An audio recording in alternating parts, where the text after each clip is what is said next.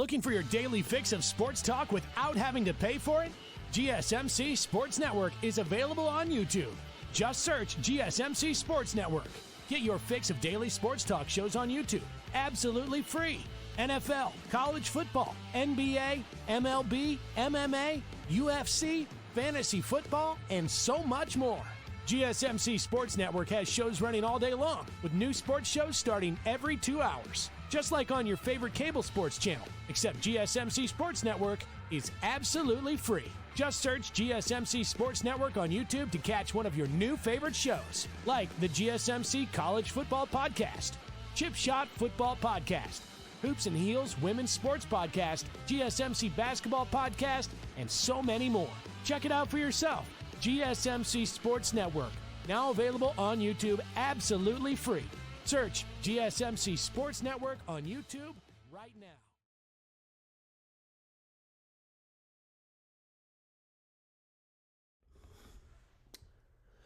Welcome back to the GSMC Dead Ball Sports Podcast, hosted by GSMC Sports Network. I'm your host, Noel Jamber. In the first two segments, we talked about NBA, recapped games from last night, and previewed the games for tonight. We're flipping the switch. We're going to the NFL now, talking the draft. And first segment for, the NFL, wide receivers. Also, if you're just tuning in, sorry I'm a little sick, so I'll be sneezing, getting some Kleenex to, help me not be as sick. So, sorry if you're watching, you don't like to see that stuff. Yeah, first off, like I said, we're going with wide receivers. The wide receivers in this year's draft class are, I feel like they're not as, talented in years prior. I feel like there's a lot less talent, a lot less big names in this draft class compared to previous seasons. But there's still a phenomenal amount of receivers in this draft class. I mean, obviously, you got the best receiver in this draft class out of Arizona. I cannot say his first name. Tatoria. That's definitely how you say it. McMillan. Yeah, I definitely butchered that. But, yeah, out of Arizona. He had the triple crown in receiving. He had, the most receiving yards, touchdowns, complete receptions this season. And he's a phenomenal player. He's not the fastest out of his routes. But one thing he can do is get low and once he's moving, there's no stopping him. I mean, he's 6'4", 219, so he's a pretty big receiver. But the thing about him, he just gets so low that teams just, they don't really know how to react to a guy getting that big, getting so low. And a benefit for him is, him being his height. I mean, if you ever saw him play this year, you would notice a lot of the times he's getting the ball, it's a lot of 50-50 balls. And, just he's downfield, throw it up and down here, I'm going to catch it. And that's something that he played a lot. It was a big, he was a huge part of his Arizona success this year because a lot of, 50-50 balls, quick routes. I mean, like I said, he's a big dude and he's a great receiver. So he's going to be probably the first receiver off the board this year just based off, pure skill alone. He's going to be the first receiver off the board, in my opinion. Another receiver in this class, Matthew Golden out of Texas. He's standing at 5'11", 191. So, I guess you could say a little shorter for a receiver, but I doubt it. Being like 5'11", 6'1" for a receiver is pretty, that's pretty average. But I feel like below 6 foot, people will start to question his ability to play just based off his height. But that's just completely ridiculous. He had a 4.3 40 dash, and you can see on tape, on film, that's showing. I mean, he's like a Xavier Worthy. I mean, out of Texas, you know what I'm saying. But he's a phenomenal player. I mean, him and that Quinn Ewers connection this year were phenomenal. He was a big part of their win against Arizona State this year. Phenomenal receiver. He's very fast. He's very explosive, especially his first step.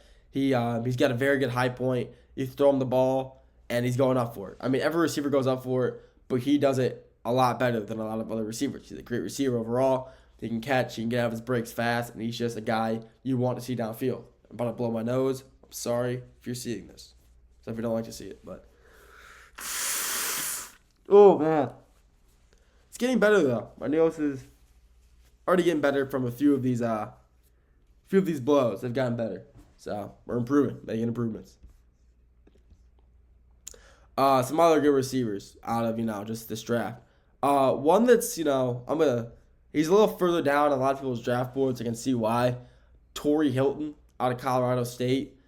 I feel like the past 2 years when you saw Torrey Hilton against his games against Colorado, he made a name for himself in last year's game when they went to not like 2 seasons ago, I guess you could say, I think it was the 2024 season, 2023-2024 season, and when he played Colorado. And when that game went to double OT, and he had like 250, 300 receiving yards. I mean,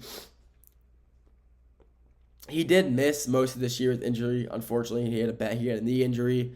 But still, even with that knee injury out, he caught 67 passes for about 2,200 receiving yards and 16 touchdowns in his first 2 seasons at Colorado State, which is absolutely phenomenal. I mean, having 16 touchdowns and 2,200 receiving yards while also being out for, an X amount of time. It really just shows how good of a receiver he is. He's 6'3", 196, runs a 4.4, 4.41, 40-yard dash time.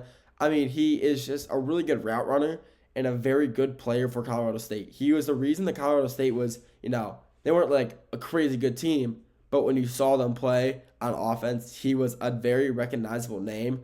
Torrey Horton. Recognizable name. Even if you don't watch college football enough, like a lot, you can see him play and notice. You can see that this kid is going to be a really good steal in this draft. Like I said, he's big. He's not like very heavy in weight, so he's pretty fast. And obviously he runs a 4.4 40-yard dash. That's pretty quick, I would say, especially in my standards. So honestly, I think he could probably be the steal of a draft. He's phenomenal. He's, like you said, he's big, he's quick, and even with his injuries, he was he was just a phenomenal player. Some more, another phenomenal player I want to talk about out of San Jose State. Oh, sorry about that. Kid out of San Jose State. Oh, wait. His name.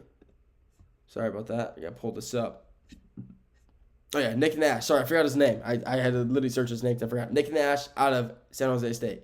San Jose State, obviously, not the biggest team in the world. Not the biggest, big market team or whatever. But Nick Nash, 6'3", 203 pounds. He led the country in touchdowns this year. 116 receptions, all the 104, and total receiving yards, or just yards total, with 1,382. That's all you got to say. When you have a kid and a receiver leading, he had the Triple Crown. He had the Triple Crown of receiving, most receptions, touchdowns, and yards. And that's always, a good look for the kid. Especially a kid in a small, I wouldn't say San Jose State's the biggest market school in the world.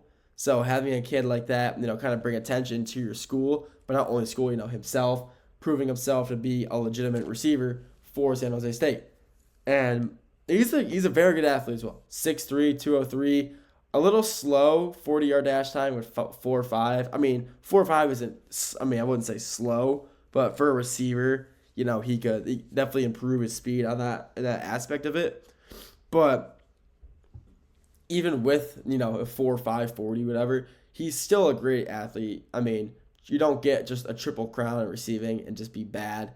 He's a great receiver. He's a great athlete. And he's going to be a very good pick for whatever team wants to pick him up, which I think he could probably end up falling to 3rd, 4th, 5th round. Maybe 4th or 5th round will probably end up falling to. So, he's going to be a very good athlete for whatever team picks him up, and he's going to help that team in whatever aspect they need him, because he's more of a slot receiver. So if they need him in the slot, he will help that team in that position that they need him, which will be, the slot. Some more receivers we can bring up while we're here. A kid out of Colorado, Jimmy Horn Jr. Jimmy Horn, obviously behind Travis Hunter. Even with him, being wide receiver number 2 for the Buffs, he was still a very well-known receiver. When it wasn't Travis Hunter getting the ball, it was Jimmy Horn. Jimmy Horn made so many plays this year for Colorado. Granted, he is very small, though. The problem with him, he is a very, very small receiver. 5'8", 174. I mean, he doesn't have the height or the weight, but what he does have is speed. When you're that small and you're that, I mean, he's so fast. He had a 4.4 40-yard dash time at the combine or at the pro day. And, I mean, having a 4.4 40-yard time dash, I mean, that's phenomenal. Even for a kid who's so small, especially at 5'8". I mean, I'm taller than him, but he's still a great receiver. You would see him a lot this year going deep when you'd have Travis Hunter, more of a post dig type of receiver. You have Jimmy Horn running a lot of, deep post, fade balls, backside fades, whatever, because he's just so quick. And yeah, he's smaller. Even with his, his small height, small stature, he's a lot of versatility. I mean, he can jump high. You need him, for a quick slant mash route concept. Yeah, he's there. He's so quick off the ball. His first movement, his first foot, he's just so explosive off the snap. And he's a player that if any team picks him up, especially during the draft, he will be a good asset for that team. I'm excited to see now these Colorado kids are becoming very good. Shedeur Sanders, Travis Hunter, Jimmy Horn. I mean, it's going to be a great combination of Colorado players in this draft. But Jimmy Horn, even with him being a smaller name guy in this draft, he's going to be a great receiver for whatever team picks him up. He is small, so he will have to, they'll have to figure that out, how they want to play with that, how they want to use him. But whatever team gets him will be, if they utilize him right, will be successful doing that. So that's all I got for this segment. Next segment, we're sticking with the NFL. We're talking defensive linemen, tight like DNs, interior linemen. We'll talk about that. And then after that, we're going nice little mock draft after that for the final segment. So we'll get to all that after the break.